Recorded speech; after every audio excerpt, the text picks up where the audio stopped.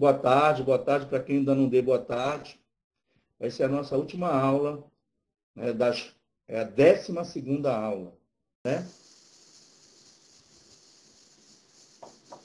Pois sim. Então, a segunda lei da termodinâmica, ela vai definir uma grandeza que é uma variável de estado, né, de antemão, assim como pressão, temperatura, volume, é uma variável de estado, né? A segunda lei da termodinâmica vai definir a entropia do sistema. Então, é isso que a gente vai hoje estar batendo nessa tecla. E a entropia, por sua vez, ela tem dois aspectos. O macroscópico, obviamente, quando ela aparece como uma variável de estado, né? E o microscópico, que a gente vai ver no finalzinho aqui da nossa aula de hoje. Tá bom? Então, vamos falar das máquinas térmicas, né? E dos processos reversíveis e irreversíveis. Vamos saber bem a diferença entre um e outro. Tá bom? E quem vai nos dar a diferença entre um e o outro, nada mais é do que a entropia. Ok? Então, vamos lá. Então, a gente começa já com o enunciado da segunda lei, que é o enunciado segundo Clausius. O Clausius vai dizer que é impossível transformar todo o calor recebido de uma fonte térmica em trabalho mecânico. Em outras palavras, existe a necessidade da fonte fria, ou seja, porque de outra forma o calor não iria fluir. O calor flui espontaneamente, né, do corpo de maior para o corpo de menor temperatura. Isso também é um enunciado da segunda lei, segundo Kelvin, salvo engano, tá? Segundo o próprio Lord Kelvin. Então, eis aí um enunciado, segundo Clausius, para a segunda lei da termodinâmica. Então, em cima disso, a gente vai construir a ideia da máquina térmica e depois da máquina refrigeradora. Só que a máquina refrigeradora, o processo não é espontâneo, é um processo forçado. Mas a gente vai trabalhar dentro das nossas condições com esse tipo de máquina, tá? Ou máquina frigorífica. Então, eu já apresento aqui para vocês um esquema da máquina térmica. Então, existe um sistema termodinâmico, né? É um meio de trabalho, que a gente chama, né? Um meio de trabalho. Esse sistema termodinâmico, ele vai receber calor da fonte quente. Tá bom? Vamos imaginar uma caldeira, né? Então, o que é que a caldeira faz? Ela produz movimento. De alguma forma, ela vai produzir movimento. Então, uma caldeira recebe calor da fonte quente. Quem é a fonte quente da caldeira? Coloca aí no chat para mim. Tá? Olha, quem não sabe o que é uma caldeira, imagine aí uma locomotiva, né? Daquelas antigas, obviamente, né? Hoje as locomotivas são a diesel, né? Ou então elétrica. Sim. No caso de uma caldeira, quem seria a fonte térmica, a fonte quente? Sim. No caso, a fonte quente seria a fornalha, né? O carvão é o combustível que vai queimar lá na fornalha, certo? Então, combustível vai queimar na fornalha, produzir o quê? Calor. Então, a fornalha vai produzir calor para o funcionamento aí da caldeira. Tá bom? Muito bem. Então, basicamente, ela produz o quê? Movimento, né? Movimento para funcionar um grupo gerador, por exemplo, né? Então, as caldeiras eram usadas para isso, né? Muito perigoso trabalhar com caldeira, por quê? tem que haver um controle muito rígido na questão da pressão da caldeira, né? Senão ela explode. E aí, nego, é fatal para quem está lá perto. Tá bom? Muito bem. Tem que ter esse controle aí da caldeira. E esse controle, né, quem pensou pela primeira vez no controle dessa natureza foi o Watt. Ele que inventou uma válvula para controlar, né, o ciclo da caldeira, tá bom? Da máquina térmica de maneira geral. Foi o Watt. Muito bem. Realiza trabalho porque a partir do momento que ela recebe calor da fonte quente, nós vamos ter movimento. No caso lá da locomotiva, ela vai colocar lá o trem em movimento. Mas é necessário que tenha o quê? Uma fonte fria. No caso da caldeira, a fonte fria é o próprio ambiente. Ou seja, aquele calor que não é utilizado para realizar trabalho, né, vai ser liberado para a fonte fria. Então, esse é o funcionamento de uma máquina térmica.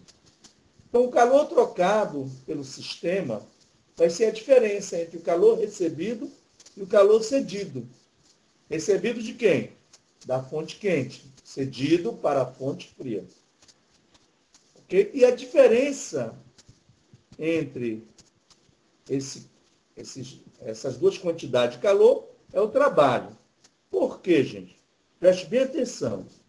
Aqui nós trabalhamos com ciclo termodinâmico. Então, o ciclo, né, o sistema volta sempre para a condição inicial dele. Se voltou para a condição inicial dele, quanto vai ser o ΔT?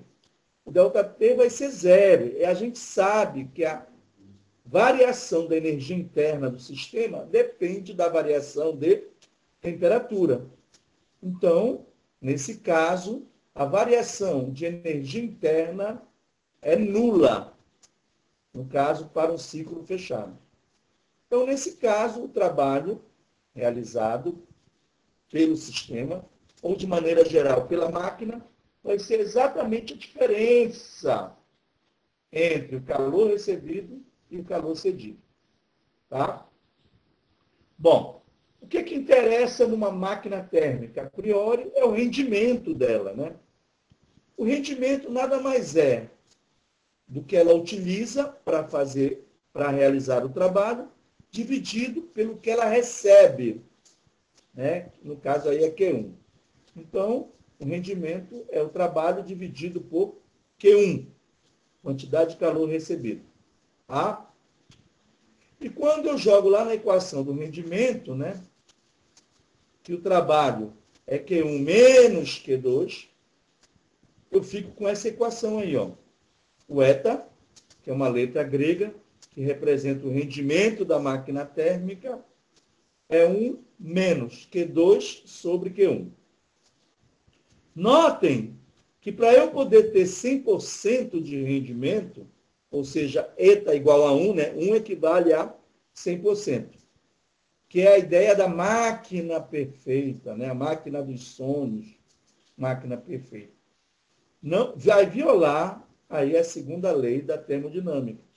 Por quê? Para que o eta seja 1, o Q2 tem que ser 0. Então, segundo Clausius, né, você pode fazer a máquina que quiser, ela nunca vai ter um rendimento 100%. Ela vai ter um rendimento máximo, que inclusive é teórico, chamado o rendimento da máquina de Carnot, que a gente vai ver mais adiante. Mas não vai chegar a 100%, tá bom, gente? Ok? Ok? Pois sim. A gente vai provar depois por que não chega. Vamos agora para a máquina refrigeradora. Notem, comparando as duas figuras aí, a da máquina térmica e a da máquina refrigeradora ou frigorífica, notem que ela é o inverso da máquina térmica, né? Mudam os sentidos. Como muda os sentidos, vai mudar os sinais também, né? Então, o trabalho fica negativo, o Q1 negativo e o Q2 positivo. Mas se eu multiplicar tudo por menos 1, volta para esta equação aqui. Deixa eu pegar o laser.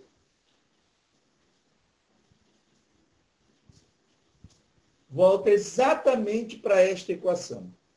Ou seja, não vai mudar, obviamente, porque essa equação é a conservação da energia, né?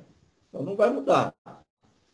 O que é que vai mudar? A forma como a gente, né, determina a eficiência.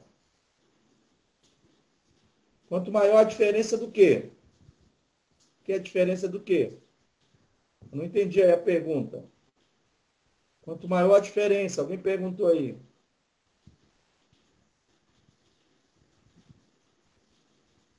Calma, Alessandro. Nós ainda não estamos falando das temperaturas. Vamos chegar lá. A gente vai fazer essa análise aí sim, tá? Que tu está questionando, a gente vai fazer essa análise.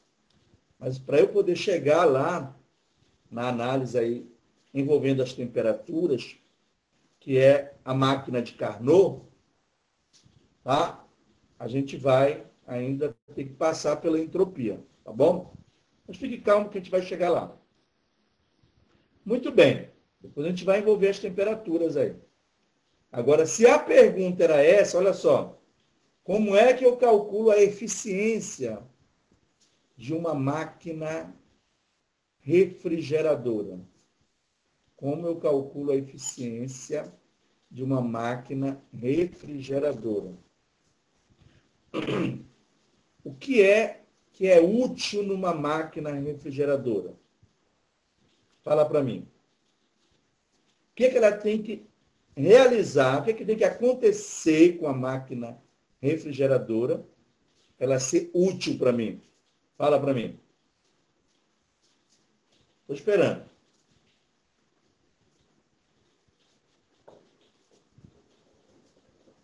Qual é a utilidade da máquina refrigeradora?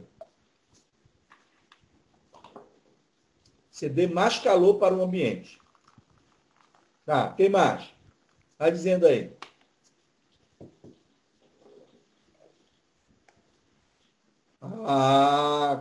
Aí com menor temperatura. Tá? Com menor temperatura. Então, qual é a função da máquina refrigeradora? Retirar calor de um ambiente mais frio. Olha a geladeira lá. Retirar calor de um ambiente mais frio e jogar num ambiente mais quente. Olha, isso está lá no material de vocês aí, tá bom? Está no material de vocês. Então, essa é a utilidade. Mas só que para poder fazer isso, tem que ser realizado um trabalho sobre o sistema. E quem é que vai realizar esse trabalho? É o compressor. No caso de uma geladeira. É o compressor que vai fazer isso. Então, é o que eu estou pagando para a geladeira funcionar. E qual é a utilidade dela? Retirar calor de um ambiente mais frio e jogar para um ambiente mais quente. Logo, o rendimento, a eficiência, né? Faz muito sentido falar em rendimento. A eficiência de uma máquina refrigeradora é dividir o Q2, que é a quantidade de calor que ela tira do ambiente mais frio, pelo que eu estou gastando, que é o trabalho. Então, essa vai ser a eficiência da máquina refrigeradora. Ou seja, dividir o Q2 pelo trabalho, que é o W. Quando eu faço isso, tá? No caso, a eficiência, estou falando isso agora, né? É a razão entre o calor retirado da fonte fria aqui o trabalho, fazendo as devidas substituições que está lá no material de vocês. Então, a gente chega nesta equação. Agora sim, Alessandro, já começa a fazer aquele tipo de comparação, né? Que a gente, tu falaste ainda agora. Se eu não preciso tirar muito calor, quando é que eu não preciso tirar muito calor lá de dentro da geladeira? Me responde aí. Isso, inclusive, é utilidade, né, de residencial, ou seja, de custos residenciais, né? O que é que deve acontecer, né, para eu diminuir essa quantidade de calor retirada lá da geladeira?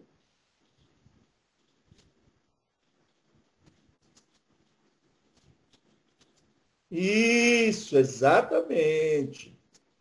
Então, quando você, por exemplo, né, viaja, a sua geladeira tem que ficar funcionando. Mas como dificilmente vai ter alguém lá para surrupiar alguma coisa na tua geladeira, né? Então ela vai permanecer fechada. Então a quantidade de calor que vai entrar para depois ser retirado pela máquina é muito pouco. Então, com isso, ela não abrindo e fechando muito tempo, né? O que vai acontecer? Eu vou ter uma quantidade de calor Q2 menor, então aí eu vou ter uma eficiência maior, digamos, né? Acho que é isso. Desculpa, aí ela não vai precisar utilizar toda a sua eficiência, é isso. Faltou eu refletir nessa fala aqui, tá bom? Mas a gente vai chegar lá na temperatura, viu, Alessandro? Já, para a gente poder voltar a tocar nesse assunto aqui. Então, a máquina refrigeradora é isso, tá, gente? Vocês já repararam quando, né, as pessoas vão ao supermercado fazer as compras e dá-lhe aquela entupida geral na geladeira, né? Ela vai funcionar ali direto a geladeira, até porque quando você colocou as coisas aquecidas lá dentro, você vai precisar diminuir, vai precisar refrigerar o interior da geladeira. É uma máquina, né? Você não é uma máquina. Então, nesse caso, ela vai trabalhar direto. Depois, ela normaliza, estabiliza aí, né? Até chega a desligar aí o compressor. Porque a gente vai explicar já, tá bom?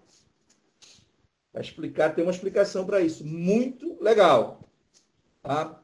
Que já vai envolver a temperatura. É a mesma questão aí do Alessandro, tá bom? A gente vai já responder. Ok? Por enquanto, aqui a gente está trabalhando com quantidade de calor, então é um pouco mais difícil trabalhar com isso, né? Entender isso na prática. Mas quando trabalha com temperatura é mais rápido. Tá bom? Não esqueça que calor e temperatura são conceitos distintos, tá bom? Vamos dar aula de física. Vamos lá. Bom, reparem nessa figura que está aí. Nós temos uma sequência aí de uma taça quebrando. Alguma coisa aconteceu e ela espatifou-se aí, né? Tem sido um choque térmico, alguma coisa parecida. Beleza? Então aí, a taça ela vai se quebrar em pequenos pedaços. Isso é um processo natural que a gente observa no nosso dia a dia, né? O que não seria natural, depois de quebrada, as energias ao redor da taça se ordenarem, se organizarem. Olha só o termo que a gente está usando, para poder fazer os pequeníssimos pedaços da taça se juntar na taça novamente. Tá? Isso a gente não vê. Ou seja, não é um processo natural. Ok? Mas quando você olha na ideia da conservação da energia, para essa taça estar inteira, existem as energias de ligação, né? A gente está vendo isso lá em Física 4. Energia de ligação entre as moléculas aí da taça. Ela se quebrando, parte dessa energia vai ser liberada para o ambiente. Ok? Então, o processo inverso seria essa energia se ordenar e voltar a juntar os pedaços aí, né? Guilherme Arantes até fez uma música sobre isso, né? Para que ficar juntando os pedacinhos, não é isso? Eu acho que o Carlos se lembra dessa música aí. Então, e tornar a taça inteira novamente. Então, isso não vai violar o princípio da conservação da energia. Só que isso não é um processo natural. Ou seja, o natural é aquele que só ocorre num sentido. É o sentido dessa seta aí de baixo, que a gente chama de tempo termodinâmico. E quem controla o sentido dos processos naturais é a entropia do sistema. Tá bom? Então, como é que ela controla? Esse é o nosso objetivo aqui, baseado aí na segunda lei. Quando a gente tiver definido toda a ideia de entropia, sejam em processos reversíveis ou em processos irreversíveis, a gente vai enunciar novamente a segunda lei, só que agora baseado na entropia. Ok? E a gente vai saber por que eu não posso ver essas coisas aí, que até certo ponto serão esdrúxulas, né? Estranhas acontecer. Tá? Pois muito bem. É o que está dito aqui, né? Que é a grandeza que controla a entropia. Bom, a gente tem que ter muito, muito, muito cuidado com esse conceito de processo reversível. Tá? O processo reversível, primeiro, ele é algo que acontece, ele é algo que vai acontecer, tá bom? Em função de uma transformação altamente controlada. Diferente desse da taça aí, né? Por exemplo, a gente vai citar aqui um exemplo da expansão livre e da expansão controlada do gás. Então, toda vez que nós pensarmos em processos reversíveis, ou seja, aquele que vai e volta, ele tem que ser feito minuciosamente controlado. Essa é a forma que diferencia de um processo natural, de um processo que vai ocorrer livremente. Tá? Para que você tem que ter esse cuidado? Para que as trocas de calor que o sistema tenha com a sua vizinhança sejam aquelas que podem ocorrer no sentido inverso. Tá? Elas vão e voltam. Daí, a quantidade de calor que deve ser trocado, ela não pode ser muito grande. Ela é infinitesimal. Porque de forma infinitesimal, pode ir, pode voltar. Basta fazer uns ajustes aí, utilizar uma fonte de calor, que ela volta para o que estava antes. Tá? Então, muito cuidado com a ideia de processos reversíveis. Ele é tão cuidadoso, tão cauteloso, que ele é só teórico. Começa por aí, né? Ou seja, ele é apenas teórico, o processo reversível. Aí tu vai perguntar, mas por que eu quero saber, então, de processo reversível? É porque é somente nos processos reversíveis que a gente define aí a variação de entropia ocorrida no sistema quando ele evolui de um estado termodinâmico para outro estado termodinâmico. Tá certo? Então, é necessário que se tenha essa noção aí de processos termodinâmicos reversíveis. Eles vão e voltam. Tá? Quando nós fizemos estudo dos gases, estão lembrados que eu cheguei a comentar isso, olha, a gente tem que, por exemplo, a transformação isotérmica, a gente tem que variar bem pouquinho, né? Para que o processo seja, todo o tempo ele vai buscando o equilíbrio termodinâmico. Então, ele tem que acontecer aos poucos. Ele não pode ser abrupto. Não pode ser abrupto, porque um abrupto nem troca calor, né? Já vai ser uma transformação adiabática. Ok? Bom, então, o processo reversível é aquele que ocorre sem perda, né? É importante isso, porque se tiver perda, se a energia for embora, né? Eu não tenho mais como pegar essa energia de volta, que é o que está acontecendo aqui no caso da taça. Ou seja, a taça se quebrando não é um processo reversível. Então, é um processo irreversível. A gente vai já falar dele mais adiante. A gente só pode definir a entropia no processo reversível. Tá bom? Então, como é que a gente vai definir a entropia? Foi o que eu falei? Troca de pequeníssimas quantidades de calor. Tá? São quantidades infinitesimais. Então, variação de entropia num processo é definida basicamente pela soma das razões entre o calor trocado, aí eu coloquei um infinitesimal, dq aí, tá certo?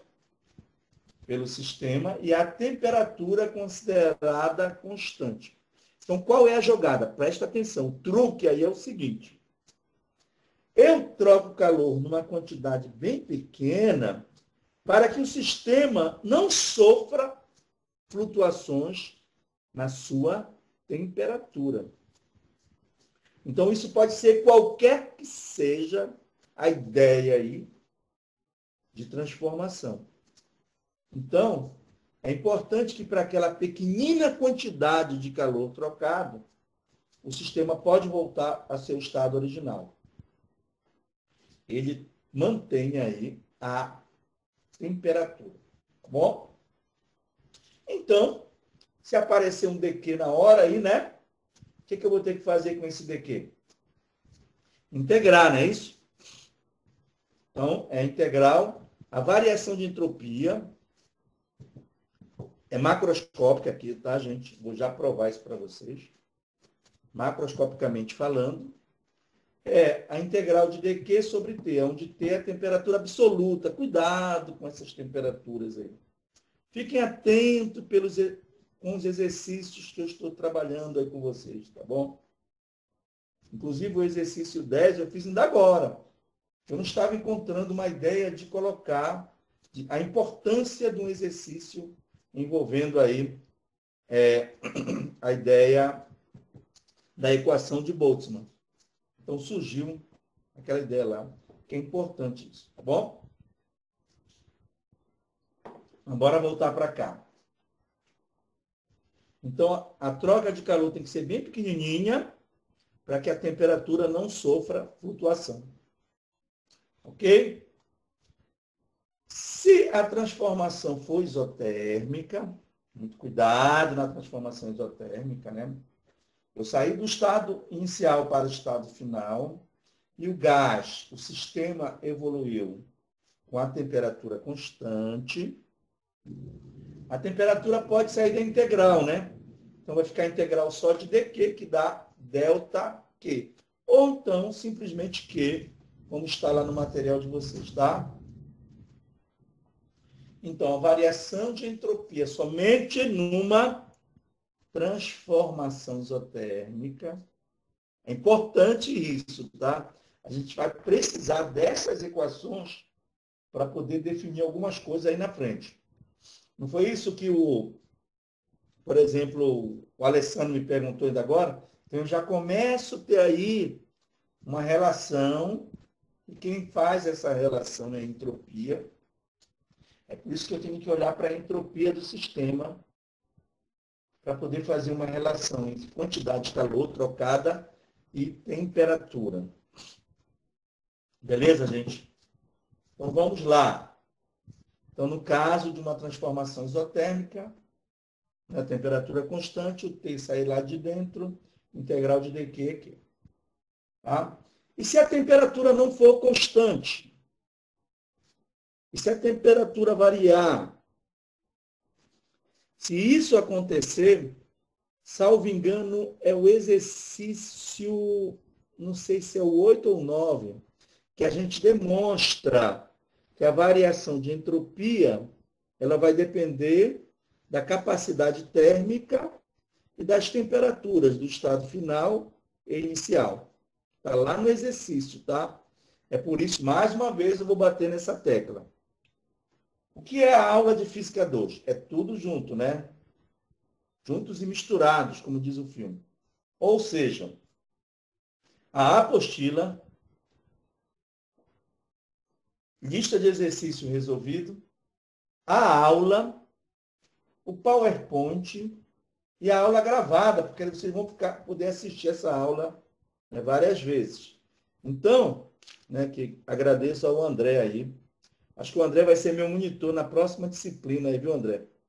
Física geral para matemática, viu? Se topar, a gente consegue aí carga horária para ti ser monitor lá nessa turma aí, tá? O bom é que vai ser à noite, ou seja, não vai coincidir com o turno de vocês, né? Então, o André aí está fazendo um grande trabalho, né? E aí a gente vai aí crescendo juntos aí, obviamente. Agradeço de antemão aí pela força que tem dado, não só aqui em Física 2, enquanto que em Física 4 também. Tá bom? Não te preocupa que a recompensa vem depois, tá bom? Eu tenho plena certeza disso. Né? E quando você se propõe a fazer um trabalho desse, né, para aqueles que podem, obviamente, perdão, só tende a crescer, gente. Só tende a crescer. Tá bom? Então, a gente vai aí combinar com o André, dentro das possibilidades dele participar como monitor aí. Né? Isso, é verdade mesmo. Muito bem. Então, agora, aquilo que eu falei para vocês. Por que a gente define, né? Por que ela é uma variável de estado? Essa equação que eu estou provando lá no material de vocês, né? Eu resolvo, olha só. Então, a entropia no estado A, no estado B, digamos, ela vai depender de quem? Do volume VB e da temperatura TB. Tá? Aqui. É claro aqui, né, que está acontecendo isso. Enquanto que a entropia para o estado A vai depender de quem? Do volume no estado A e da temperatura no estado A. Só que não dá para explicitar legal isso daí, né? Pelo fato de que a gente tem um logaritmo aí. Né? Mas de antemão, já começa a se desenhar aí a ideia do Boltzmann.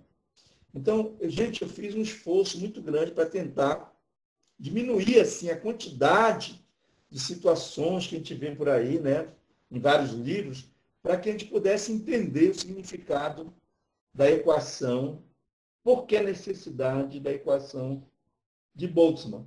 E a gente já começa aqui o desenho, já, ó. Então aparece o NR, vezes um log natural, né?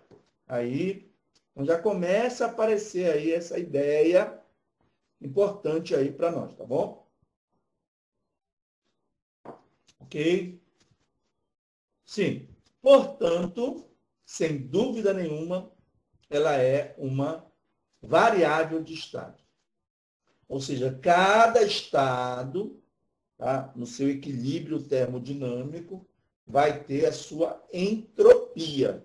Assim como tem a pressão, assim como tem o volume, assim como tem a temperatura, no caso absoluto.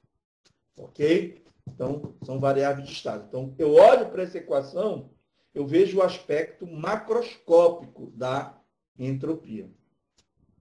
Mas já começa o desenho aqui do aspecto microscópico, tá bom?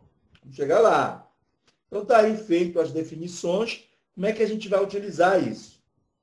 Exatamente para trabalhar os processos irreversíveis. Né? Bom, existe um truque aí para a gente trabalhar com processos irreversíveis. Tá? Sim, equilíbrio térmico e equilíbrio termodinâmico é a mesma coisa. Eu diria até que o equilíbrio termodinâmico ele vai para além do térmico, porque eu levo em conta outras grandezas, né, que são um sistema, que são as grandezas termodinâmicas. Né? E no caso do equilíbrio térmico, eu estou olhando só para temperatura. Então, o equilíbrio térmico é um caso particular do equilíbrio termodinâmico. Ok? Beleza? Como a gente está trabalhando com sistema agora, tá, Lucas? É por isso que eu uso o termo equilíbrio termodinâmico, tá bom? Beleza? Qual é o truque que a gente faz? A gente tem que, primeiro, entender lá o processo irreversível. Depois que a gente entende, a gente vai tentar montar um sistema que tenha praticamente o mesmo comportamento desse, que é o natural, que é o original, certo? Mas que eu tenha como controlar. Então, aquela ideia do controle, aquilo que eu falei para vocês, né? Isso aí fica claro também na ideia lá de controlar o elétron quanticamente. É por isso que existe aí, né, o gás de elétrons, né, ou a estatística de Fermi-Dirac. É controle. Nós temos que controlar o cara. Então, o irreversível tem controle? Pá, quebrou uma taça, eu tive como controlar? Não, deixa pedacinho por pedacinho dela. Ela tirou um pedacinho mínimo. Eu posso voltar com esse pedacinho? De repente até posso, né? Colocar no lugar. Mas, meu amigo, espatifou para tudo quanto foi lado a taça, já era. Não tem. Eu estou deixando assim bem prático para vocês entenderem a diferença entre o reversível e o irreversível, tá bom? Bom, depois que eu encontrei... tem que ser o mais simples possível, tá bom? Você não vai colocar muito penduricado lá nesse reversível, que é equivalente ao original, porque senão vai ficar difícil depois para você calcular a variação de entropia. Muito bem, preste atenção. Utilizando o processo reversível encontrado, a gente vai calcular a variação de entropia, que seja aquela que se encaixe na situação do original. Tá? Basta para isso achar a entropia total quando eu comparo com o original. Certo? Está aqui um processo irreversível. tinha uma parede separando o gás dentro de um recipiente. Ela estava bem na metade ali, né? O gás estava ocupando apenas a metade do recipiente. Aí o que vai acontecer? Eu vou abrir uma válvula para o gás fluir através dessa válvula. Eu não vou ter controle, gente, com essa válvula. Porque o gás, como ele está ali uma certa pressão, ele quer expandir. Então, isso que a gente chama de expansão livre. Tá? Ou seja, ele vai expandindo até ocupar todo o compartimento do recipiente. Ou seja, o volume dele passou de V para 2V. O volume inicial é V e o volume final, que é o volume total. V com mais V, 2V. Bom, por que esse processo é irreversível? Fique imaginando aí o gás ocupando todo o espaço e um processo sem ser forçado, que ele vai ficar só lá na metade. Nunca, jamais, né? Ou seja, o gás, ele foi para uma condição, e eu já vou utilizar termos técnicos, ele foi para uma configuração que ele não consegue voltar para o estado. Tá bom? Então, nesse caso, nós temos aí um processo irreversível. O que é que eu vou ter que fazer agora? Encontrar um processo que seja equivalente a esse, mas que eu possa ter o controle. A coisa não vai acontecer assim, de forma abrupta, né? A coisa vai acontecer de forma controlada. E eu fiz esse desenho aqui, né? É o seguinte, eu tenho um êmbolo e sobre esse êmbolo eu tenho vários pezinhos aí nesse recipiente que está isolado. De antemão. Eu tenho que trabalhar o mesmo tipo de gás, tá? E o mesmo número de mols, tá? Para poder simular. Isso aqui é uma simulação, né? Então, o que o professor Cléo faz lá nos programas dele, né? Ele fala, eu trabalho com clima e tudo mais, não. Ele simula uma realidade. Por quê? Porque a realidade ela é muito mais complexa do que a simulação. Então, o que acontece aqui, no processo irreversível, é de um grau de complexidade muito grande. Agora, o que acontece aqui no processo reversível, equivalente ao primeiro, não existe tanta complexidade. A gente vai ter que ter o controle aí. Então, se eu quero que o gás sofra uma expansão, dobrando o seu volume, que é exatamente o que acontece aqui, eu vou fazer isso de forma controlada. Digamos, eu vou tirando pezinho por pezinho. Desculpa. E conforme eu vou tirando pezinho por pezinho, o gás vai expandindo lentamente. Tá? E como ele está expandindo, é necessário que essa fonte térmica aí de baixo, né, também controlada, olha, botão de controle, ela libere de vez em quando aí uma certa quantidade de calor para compensar a expansão. Olha só que coisa. Porque, na verdade, iria acontecer uma transformação geral aí, onde varia a temperatura, varia a pressão e varia volume. Mas a gente está tendo o máximo cuidado. Eu tirei aquele pezinho lá de cima. O gás expandiu milimetricamente. E foi passado para ele uma quantidade de calor infinitesimal para o sistema, o gás. Se eu voltar com o pezinho lá para a posição Exatamente é o que eu estou tentando vender aqui, meu peixe, desde o início. Eu estou exatamente falando isso agora, Alessandro. Olha só aí. Mas eu já falei, mas eu estou falando exatamente disso, olha só. Eu tiro um pezinho, tá certo? Digamos esse lá de cima, né? Uma montanhazinha que eu fiz aí. Eu tiro esse pezinho, o gás expande milimetricamente.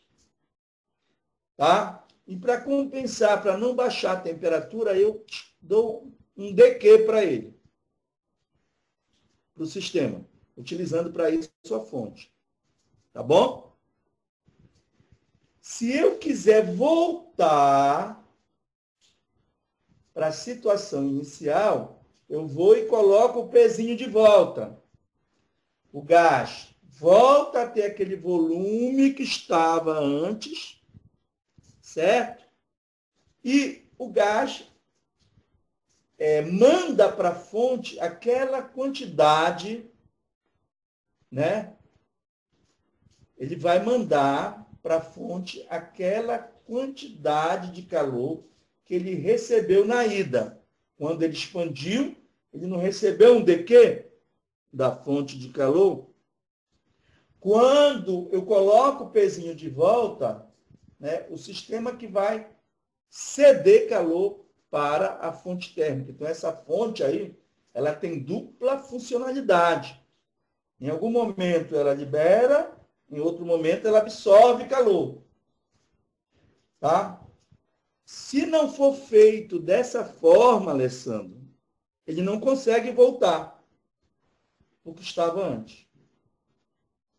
Então, o processo tem que acontecer, como diz o outro lá, às polegadas, para que ele possa ser um processo reversível. Tá? É isso que garante, tá, ele ser reversível. Agora, é possível isso? É possível. Você pode imaginar o processo meticuloso que você imaginar, mas na prática você não vai ter um processo reversível. Por isso eu falei, ele é um processo apenas teórico. É um processo apenas teórico. Tá claro? Tá, Alessandro? Tá? Ele tem que ter esse controle aí para ele ser o cara. Para ele ser o cara reversível. Ah, senão o calor vai embora, se perde, e aí eu não tenho, né, um processo reversível. Porque é só em cima disso que eu posso fazer cálculo de entropia. Ok, Alessandro? Beleza? Então vamos lá. Olha só. Usando o processo reversível, encontramos a variação de entropia do irreversível, a qual é dada por, tá? Esse fator aí, 2 que aparece, é porque o volume duplicou, certo? Aí no exercício, eu tenho um exercício resolvido em que o fator, né, o volume vai aumentar 10 vezes o volume inicial. Ok? Beleza? Ele vai aumentar 10 vezes o volume. Aí, ó, logo, lógico que vai ser log natural de 10. Beleza? Então, a variação de entropia, né, que o irreversível sofreu é NR log neperiano de 2. Se você observar, o log natural de 2 ele é positivo, né? Dá 0,60 alguma coisa, quase 0,7. Multiplicando pelo N, que é o número de mols, é positivo, a constante universal dos gases também positiva, então nós temos uma variação de entropia positiva. Então aí já se estabelece que um processo irreversível possui variação de entropia maior que zero. O irreversível. Tá? Mas, e o processo reversível? Para eu calcular a entropia no processo reversível, como ele permite a ida e a volta, o meu sistema ele torna-se maior. Não é só o gás. A fonte também passa a fazer parte do sistema. Nesse caso, a fonte térmica. E quando eu vou fazer, ó, porque o que o gás ganha de calor durante a expansão controlada, né, é o que a fonte perde de calor. De tal forma que quando eu for calcular a variação de entropia total, tá, vai ficar Q sobre T menos, essa é a variação de entropia do gás, né? Que é a mesma do irreversível. Ok? E menos Q sobre T da fonte, porque ela cedeu calor. Então, no caso do reversível, eu tenho que pegar o sistema como um todo. Por quê? Porque a fonte ela pode ceder e pode receber quando o sistema voltar à sua situação inicial. Então, ela entra na conta. E quando eu faço isso, num processo reversível, a variação de entropia é zero. Tá certo? Então, a partir dessa ideia da variação de entropia maior que zero para o irreversível e a variação de entropia igual a zero, isso que vai diferenciar, tá, gente? Quando eu for aplicar no próximo slide a máquina de Carnot, os processos são todos reversíveis. Então, eu já sei que a variação de entropia vai ser zero. Ok? Beleza? Muito bem. Então, vem o segundo enunciado da segunda lei. É impossível, preste atenção, é impossível a entropia de um sistema fechado diminuir quando ele evoluir termodinamicamente. Então, é impossível a entropia do sistema diminuir. O que pode acontecer com ela? Aumentar, no caso dos processos irreversíveis, ou então ser igual a zero, né, a variação. Não variar, desculpa, no caso dos processos reversíveis. Tá? Então, a gente resume aí, agora, a segunda lei como utilizando a entropia para isso. Ou seja, a variação de entropia nunca vai ser negativa. Nunca vai ser negativa. Ou ela é positiva para o irreversível, ou zero para o reversível. Tá? Eis aí a ideia da entropia. Então, quando você estiver fazendo um cálculo aí e essa variação de entropia der negativa, tem erro. Ela nunca vai poder ser negativa. Ok, galera? Beleza? Então, a gente tem agora mais um enunciado aí da segunda lei. Então, como dizem os nossos amigos pedagogos, né? Eu vou me apropriar disso para fazer o quê? Ora, para trabalhar o ciclo de Carnot, tá? Onde eu vou ter o rendimento máximo. De antemão, por que eu não posso ter um rendimento maior de uma máquina térmica, maior do que aquele para o ciclo de Carnot? Por que eu não posso ter? Ora, porque se eu tiver, né, um ciclo termodinâmico que me dê um rendimento maior do que aquele encontrado para o ciclo de Carnot, isso vai significar, vai cair no fato de que a entropia diminuiu. E isso vai violar a segunda lei da termodinâmica. Certo? Tem até uma chargezinha, né? Que tem um gorila preso porque ele está em extinção e tudo mais. E ele pensa e inventa aí uma máquina do tempo, gorila, né? Dizendo, eu vou me embora para o passado. Vou me embora para o passado, porque lá eu não estou em extinção e vou poder ficar solto. Ele não queria mais ficar preso, o gorila. Aí ele inventa acho que uma máquina do tempo e vai embora para o passado. Qual foi a surpresa que ele teve lá no passado? Ele foi preso porque ele violou a segunda lei da termodinâmica.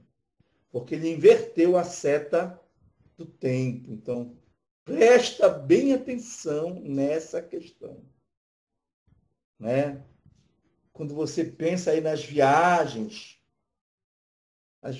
no tempo, né? Ir para o passado, você vai inverter a seta do tempo. E isso você está violando o tempo termodinâmico, tá? Que é a segunda lei da termodinâmica. Ok? Então vamos lá para o ciclo de Carnot. De antemão, ele é composto apenas por processos reversíveis, tá? Então a gente não vai. Sim, a variação de entropia negativa significa dizer que a entropia dele diminuiu, certo? E a entropia é a seta do tempo, ela não pode diminuir. Ela sempre tende ou a permanecer zero, a permanecer no que ela está, zero não, a permanecer no que ela está, ou então aumenta. Diminuir não. Diminuir nunca. Ok? Senão vai violar a segunda lei. Então vamos lá. O ciclo de Carnot ele é conhecido já do ensino médio também, né? Mas lá dificilmente o pessoal lança a mão da entropia para explicar o ciclo de Carnot. E da mesma forma eu agi quando eu deduzi, né, a relação entre calor e a temperatura. Calor trocado com a fonte e a temperatura, a respectiva temperatura da fonte. Tá? Então, é bom ficar atento nessa questão aí. Dá um pouco de trabalho, mas está lá. Ok? Feito no material de vocês. Então, de A para B, o sistema recebe calor da fonte, da fonte quente. O que vai acontecer com o sistema? Ele vai começar a expandir, certo? Quando chegar no ponto B, imagine um êmbolo aqui, subindo, né? Recebeu o calor, vai subindo. Mas isso vai subir isotermicamente. Portanto, a ideia aí do processo reversível. Quando chega no ponto B, a troca de calor é interrompida. Mas o êmbolo está subindo. Vocês acham que ele vai parar imediatamente? Não, porque ele está em movimento, existe uma inércia aí. Ele continua expandindo, só que vai expandir adiabaticamente. Ele vai tirar calor dele mesmo, ele vai tirar a energia dele mesmo para poder expandir. Isso é o que a gente chama de expansão adiabática, a gente já viu isso aí na aula passada. Não troca calor. Mas como ele vai tirar a energia dele mesmo para poder fazer isso, a temperatura dele vai diminuir. A temperatura dele diminuindo, o que vai acontecer? A variação de energia interna diminui. Muito bem. Chegou no C. Quando ele chega no C, vai abrir a válvula de descarga. e ele vai perder calor para a fonte fria. Quando isso acontece, o gás começa a comprimir, só que sem variar a temperatura, ou seja, é uma compressão isotérmica, quando ele perde uma quantidade de calor Q2 para a fonte fria. Quando a válvula é fechada, o êmbolo está descendo agora, né? O que vai acontecer? Ele vai continuar descendo por inércia. E aí ele vai comprimir o gás, a temperatura do gás aumenta, né?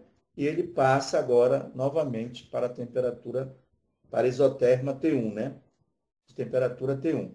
Ele volta ao ponto inicial A, fechando o ciclo. Eis aí o ciclo teórico de Carnot. Por que teórico, né? Porque vocês viram que para a gente poder ter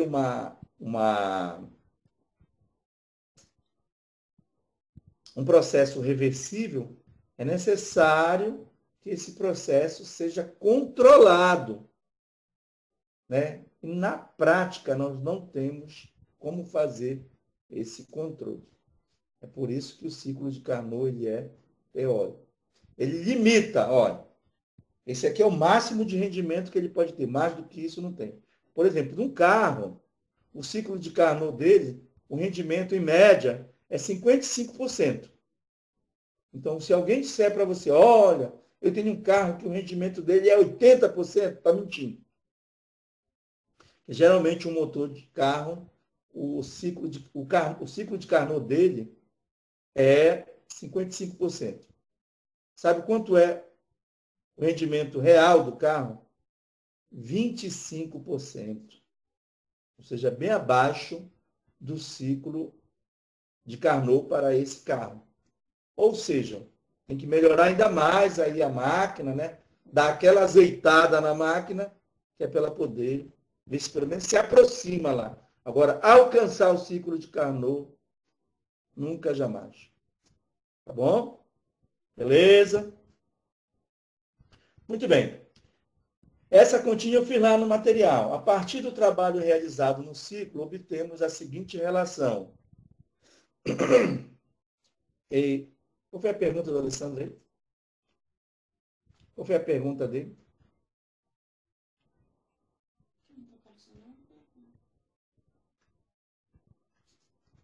Alessandro, repete para mim. Se tivesse como captar essa energia térmica perdida no motor, poderia melhorar o rendimento? Aí tu teria que fazer uma adaptação, né? Teria que fazer uma adaptação aí no sistema. Mas, de qualquer maneira, tu poderia reaproveitar, é isso que tu estás falando, né? Reaproveitar a energia perdida. Aí tu vai ter que fazer uma adaptação e na tua adaptação tu vai ter prejuízo. Entendeu? Mas é para isso que os engenheiros estão aí, né? Pensando saídas para ver se chega, pelo menos próximo, ao ciclo de Carnot. Sim. Então a gente vai levar essa ideia, estão lembrados lá como era lá o rendimento da máquina? Só que agora eu vou ter um rendimento máximo a partir do momento. Essa relação que está aqui, gente, olha. Essa relação que eu coloquei aí, ela só é válida para o ciclo de Carnot. Então, o rendimento máximo que uma máquina térmica pode ter é aquela, tá, que ela estivesse teoricamente trabalhando num ciclo de Carnot. E como é que vai ficar isso? 1 menos T2 sobre T1. Por que o rendimento não pode ser maior do que esse? O rendimento ser 100%, o T2 teria que ser zero. Ou seja, a temperatura absoluta igual a zero. Ou seja, a fonte fria ela deveria ter a temperatura absoluta igual a zero. E nunca foi alcançado o zero absoluto. Então, longe de se pensar na ideia aí da máquina perfeita de rendimento de 100%. O máximo que ela pode chegar, valendo mesmo, é no Carnot. E a gente viu do carro, que é 55%, portanto, não é lá essas coisas de próximo, nem chega próximo de 100%, né? Não chega só faz passar um pouco aí de 50%. Ok? Beleza? Muito bem. E aí eu faço, né? Primeiro eu calculo essa relação utilizando o trabalho. E depois eu demonstro em poucas linhas que se eu tivesse usado a variação de entropia, seria bem mais rápido. Aí está aí o gráfico que eu montei aí para vocês, né? E nesse gráfico, nós só vamos ter variação de entropia, o ΔS1, quando o sistema recebe calor, né? E o ΔS2, quando o sistema cede calor.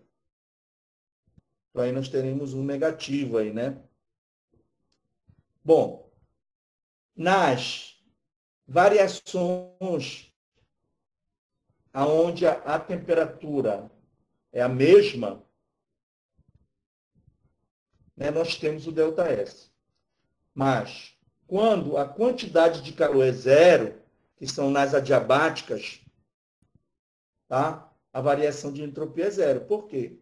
A entropia não é dQ sobre T. Então, se o dQ for zero, né, não tem entropia. A entropia é zero. Então, a variação de entropia, eu não posso esquecer disso, que é variação de entropia. Não é entropia zero, tá bom? Pois muito bem. Então, soma tudo. Quem é o ΔS1? É o Q1 sobre T1. Quem é o ΔS2? É o menos Q2 sobre o T2. Não é isso? Então, a soma de tudo isso é zero, porque a variação de entropia num ciclo de processo reversível é sempre nula. A gente viu ainda agora, né? No slide anterior. Então, nesse caso, eu vou utilizar isso e determinar muito rapidamente essa mesma equação que eu estou marcando aqui, ó. Q2 está para Q1, assim como T2 está para T1. Então, eu coloco para vocês essas duas relações. Se você for ver no Hadley, a primeira não está lá, né? O cálculo não está lá, mas eu coloquei as duas. A de baixo está. É mais simples, mais direto, tá bom? Usando a referida relação, qual é a relação? Q2 está para Q1, assim como T2 está para T1. Nós vamos ter aqui a eficiência da máquina refrigeradora de Carnot, que me dá um limite de eficiência também. Mas aquilo que tu me perguntaste, Alessandro, quando é que eu vou ter assim, uma eficiência relativamente boa? Quando a diferença, agora sim, ó, quando a diferença entre as temperaturas externa e interna for muito pequena, tá? Então eu vou ter inclusive um exercício aí, né? Tem um exercício aí para vocês resolverem, é simples. Você só não deve esquecer de passar aí para Kelvin, tá? Então, nesse caso aí, quanto menor a diferença de temperatura entre o exterior e o interior lá da geladeira, tá? Porque lá, ou seja, quando esfria o tempo, né? Você tem uma eficiência maior. Quando está muito quente, você tem uma eficiência menor, porque a ideia é que a temperatura lá dentro da geladeira seja mantida. É por isso que ele tem que estar retirando calor. Aqui e acolá tira calor lá de dentro, para manter a temperatura T2. Tá bom agora? Agora ficou clara a ideia quando envolve-se temperatura. Eu acho que era mais ou menos isso que tu perguntaste. Eu disse para tu dar um tempinho aí, que a gente ia chegar lá. Então, mas só é válida essa ideia para a máquina refrigeradora de Carnot. Ok? Qual seria a máquina refrigeradora ideal? Exatamente, o termostato é instalado para isso, para controlar, né? Qual seria a máquina refrigeradora ideal? Seria aquela que eu não precisasse realizar trabalho, né? Nesse caso, o que ia acontecer aí com o rendimento? Ia para infinito, né? Seria Q2 dividido pelo trabalho. Né? Como eu não vou realizar trabalho, essa seria a máquina ideal, a máquina perfeita, o trabalho seria zero. Não estou gastando, olha, para tirar calor lá de dentro. Então, o calor sairia direto, né? Da máquina, da fonte fria, do ambiente frio para o ambiente quente. Isso é possível, espontaneamente falando? Não.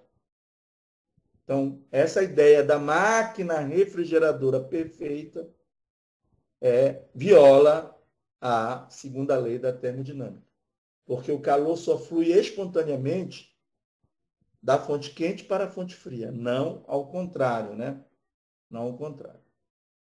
Beleza? Então, até agora, a gente usou a ideia macroscópica da entropia, ou seja, ela como variável de estado. Vamos agora fazer uma abordagem estatística da entropia. Né? Grau de desordem.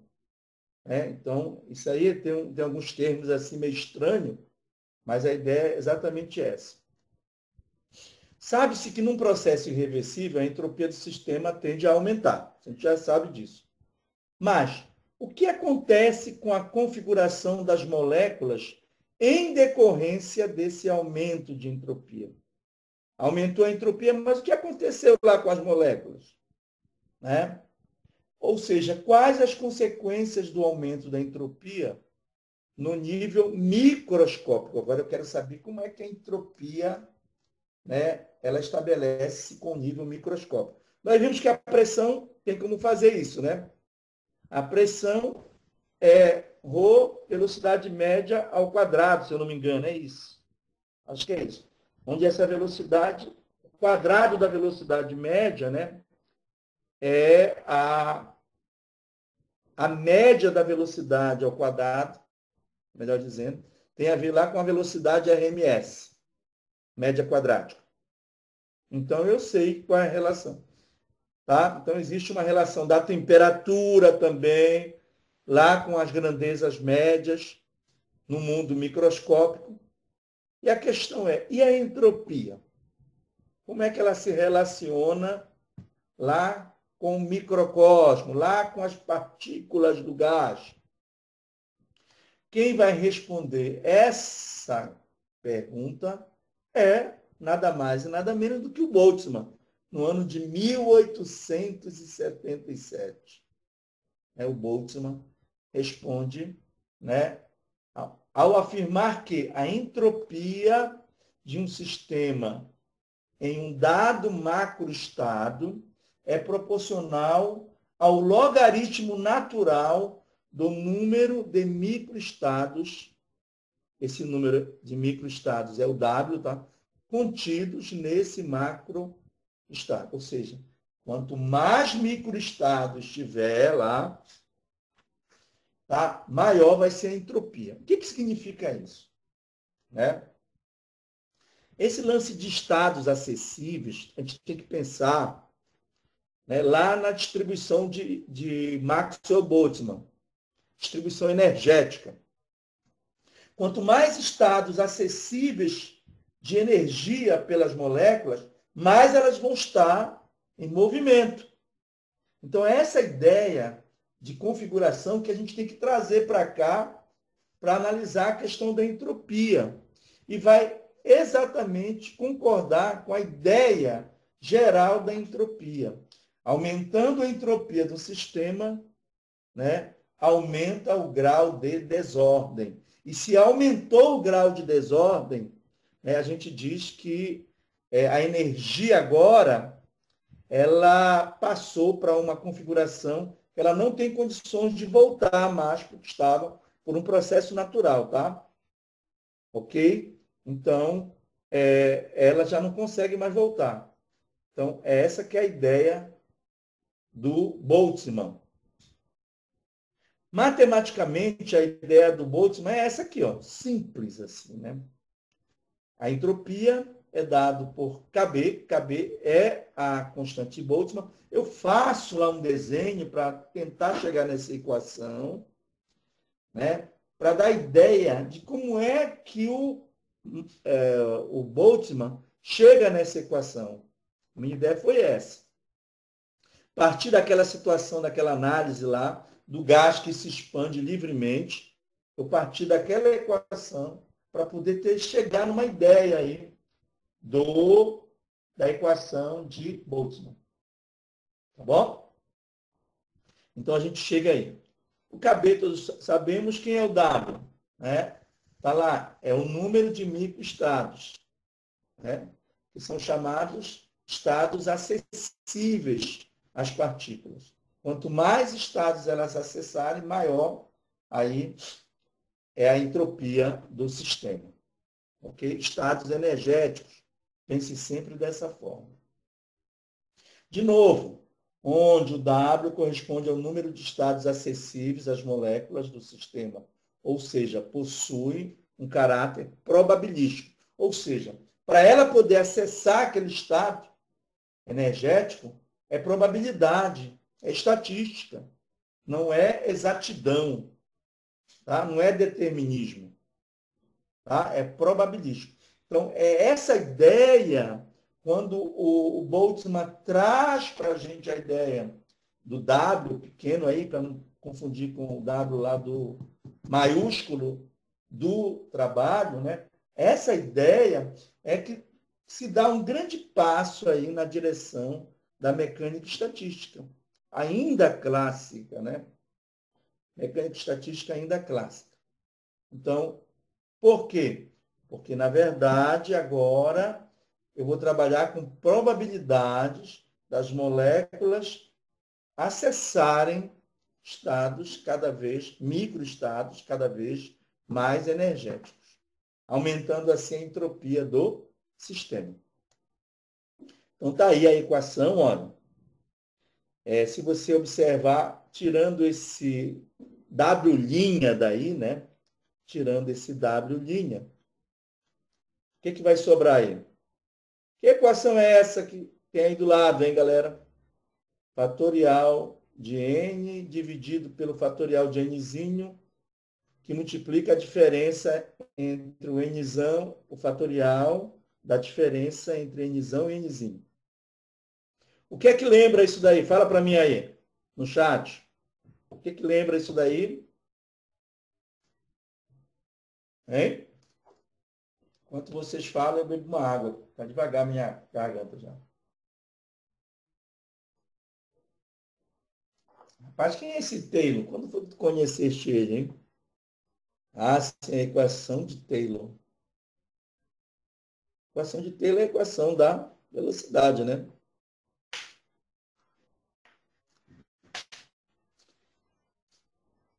Análise fasorial. Quase que tu acerta, Alessandro. É a análise combinatória, né? Isso daí é uma combinação de Nzão, Nzinho e Nzinho. Né? A combinação de N, PAP. Como é a combinação de N, PAP? Fatorial de N sobre o fatorial de P, que multiplica a diferença que multiplica pelo fatorial da diferença de N menos P. Né? Isso aí é combinatória. Isso é uma combinação. Tá? Não é um arranjo. O arranjo ele é mais simples do que isso. Se eu não me engano, o arranjo não tem o fatorial de Nzinho aí embaixo.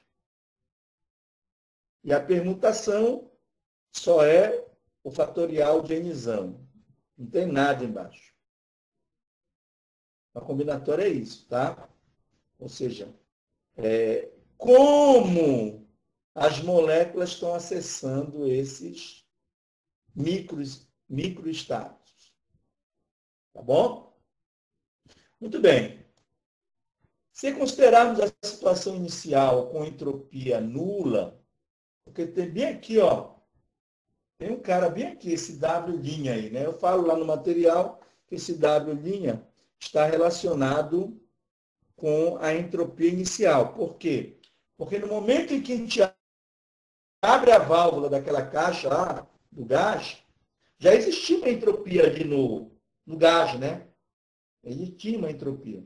Então, se a gente considerar que quando eu comecei a fazer o processo, a entropia é zero. Então, esse W' é 1. Por quê?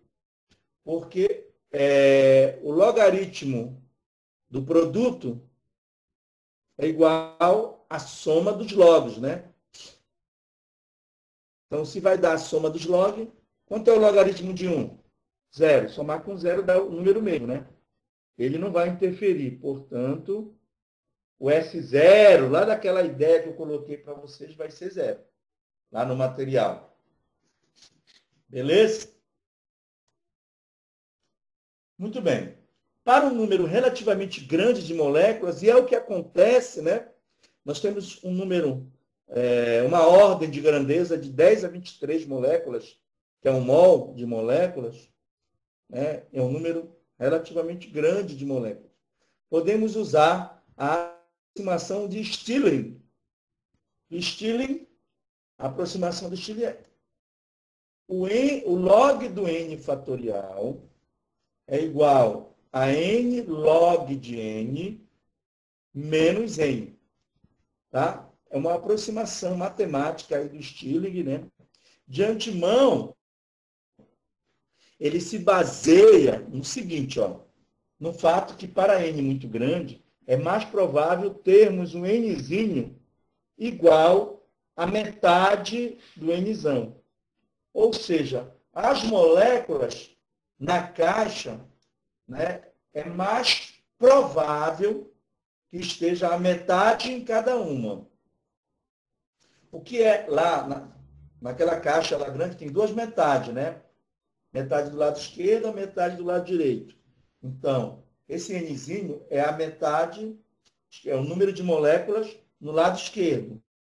E o nzão menos o nzinho é a outra metade, ou seja, no lado direito.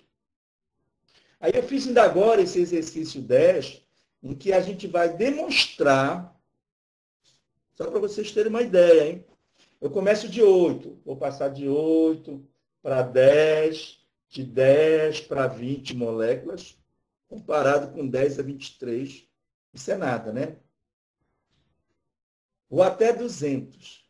Gente, quando a gente vai para 200, cara, vai dar 2 vezes 10, 200 bilhões.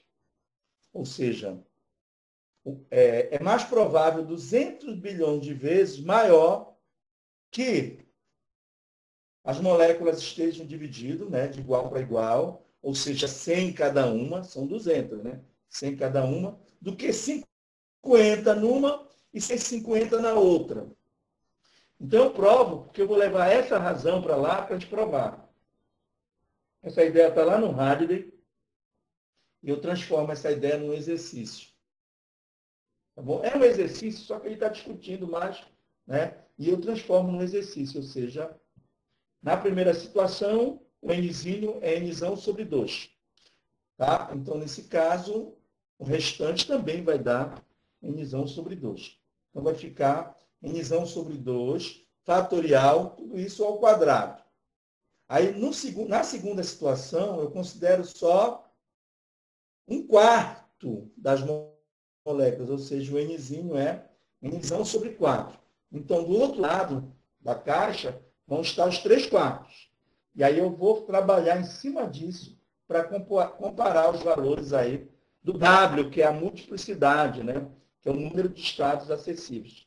Então, a gente prova que o Stirling ele vai usar exatamente essa ideia para poder chegar nessa aproximação dele. Ok? Ok, galera? Beleza? Então, era isso que nós tínhamos aí para falar